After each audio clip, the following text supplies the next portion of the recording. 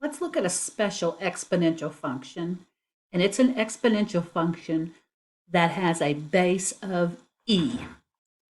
E is our natural base, and e is defined as a value of 2.71828, and that value continues.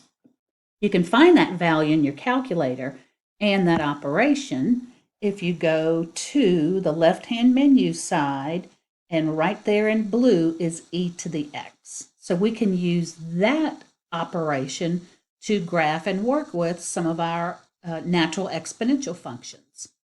So if I just went to my home screen and hit second ln to get to e to the x, notice it's asking for an exponent. So if I did e to the first power, it gives me the value of e, 2.71828, and it continues on. And I could do other values. If I wanted to find e to the fifth power, using that feature, I can very easily calculate e to any power. Okay, so now I want you to calculate these values up to 3 decimal places using that feature on your calculator. Go ahead and do it, and then pause the video and then check your answers. So these are the values you should obtain when you use that e to the x feature on your calculator. And I rounded these to 3 decimal places. Now, what if I want to graph the natural logarithm function? Well, the domain is the same as the previous exponential functions we talked about. The range is the same, the y-intercept is the same, and the horizontal asymptote is going to be the same. If we take them and shift them up or down, then we have to shift both the y-intercept, the horizontal asymptote, and that's going to also cause a change in the range. So you can graph these in your calculator, put them in, graph them, and let's get that information. So take a minute, do those on your calculator, and after you get your picture, your graph, make sure you mark any asymptotes, whether at 0 or if it's changed, and state the domain and range. So work on those. Here are the graphs and the detailed information about those graphs with respect to domain, range, and horizontal asymptote. So e to the x is just this increasing function, y-intercept at 1, horizontal asymptote at 0. Because it hasn't been shifted up or down, the horizontal asymptote stays at 0. Domain for all of them doesn't change. Negative to positive, negative to positive, negative to positive infinity. Domain is the same on all of them. Horizontal asymptote at 0, and so the range starts at 0 and goes to infinity. And you have to have a parenthesis on that range. The guy in the middle, he is shifted down 4. That means the horizontal asymptote has to shift down 4 as well. So the horizontal asymptote is at y equal negative 4. Domain is all real numbers. And the range is now going to start at negative 4 and go to infinity. Finally, this last one, he's not shifted up or down, left or right or anything. Put it in your calculator. You should see this graph with a y-intercept at 5. Domain all real numbers. Horizontal asymptote is at 0 because it wasn't shifted up or down. Range starts at 0 and goes to infinity. Let's check out a couple of applications. So we're looking at the population of Italy from 2003 to 2015. And we're given a model that represents that population. So basically, it's given us a function for population. P is equal to 57.59 e raised to the 0.0051 t power. P represents population, T represents the years, and T equal to 3 corresponds to 2003. Also be aware that when you find your values, the P you're going to get, the population, is going to be in millions. Okay, so is the population of Italy increasing or decreasing? Well, if you wanted to graph it, you could to determine if it's increasing or decreasing. But I know it's going to be increasing because that exponent on E is positive. If that exponent on E was negative, then it would be the decreasing variety. So it's increasing. Let's find the population in 2003 and 2015. So in 2003, I'm going to plug in T equal 3. For 2015, I'm going to plug in T equal 15. So we'll plug in those values and find the population for those 2 years. And once we do that, we want to predict the populations for 2020. So we plug in a 20 for T, and we want to predict the population for 2025. So we let T equal 25. So find those 4 values. Pause it, find them, come back, and check your work.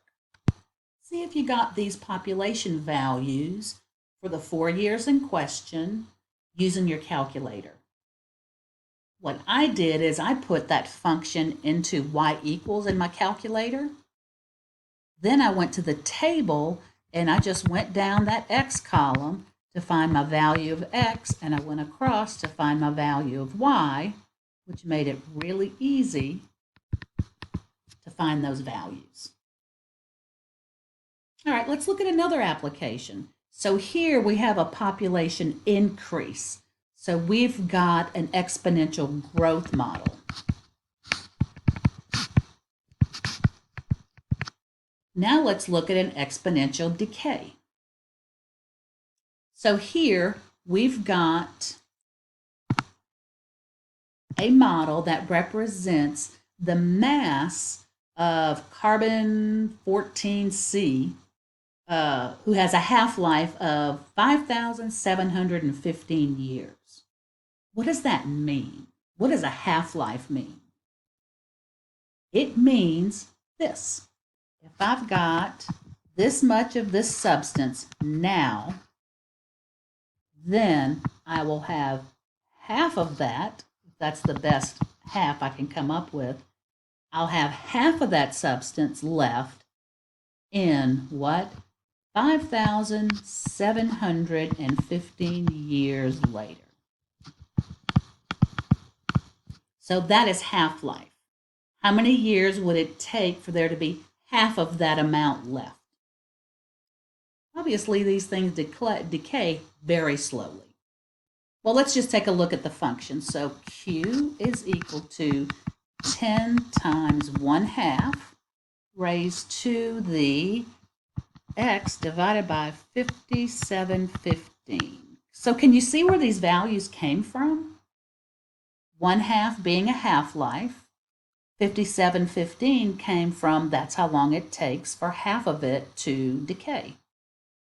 So let's find some values. Dang it. Okay, so I want to find the initial quantity of how much do I have right now.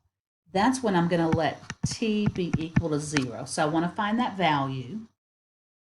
I want to find out how much of this will be present after 2,000 years. Well, I need to know, well, let's just say, what year does T equal 0?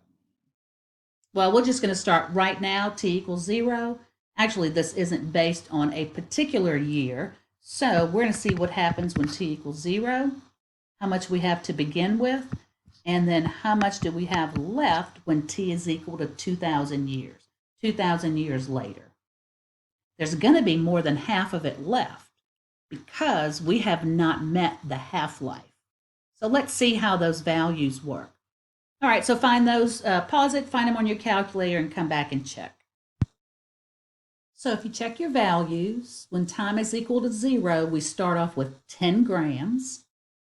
After 2,000 years, we have 7.846 of that substance, 6 grams of that substance left. So we didn't hit its half-life yet. So I knew it had to be more than 5 grams, because 5,715 years later, I would only have 5 grams. When you go to graph it, place it into y equals. Here would be your best window setting to get a picture of that. And what we notice is a very slow decrease in grams over the years for that particular substance. And I started mine at 0 and it went to 2,500 for the number of years. So a very slow decrease, but it is an exponential decrease. Let's check out the last item of interest in this section. Actually, this isn't the last item, but it'll be the last item for this video. Compound interest. So exponential growth can work for us and it can work against us. Here is a case where exponential growth will work for us. When we invest our money and it earns compound interest, then our investment grows exponentially. It follows that exponential growth model. Now, where exponential growth goes against us is what we're seeing now with the number of people getting infected with the COVID-19 virus. The number of people testing positive is growing exponentially. That is not a great case for, or that's where exponential growth works against us. But at least we have a spot here where exponential growth works for us. So we've got two formulas. So we're going to invest some money, and that money is going to be, the interest is going, it's going to earn interest, and that interest is going to be compounded. And compound interest follows an exponential growth. So I have two formulas here where P represents the amount that you're going to invest. It's your principal amount, principal investment. We're going to be earning an interest rate. R represents our interest rate. In both cases, we have an R, we have an R.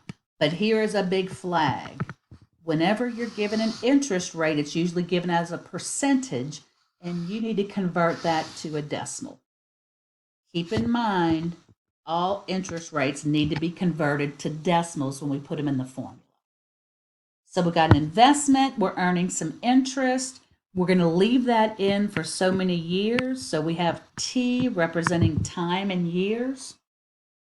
The difference between these two formulas is the second one is used to calculate compound interest when the problem tells us our interest is compounded continuously.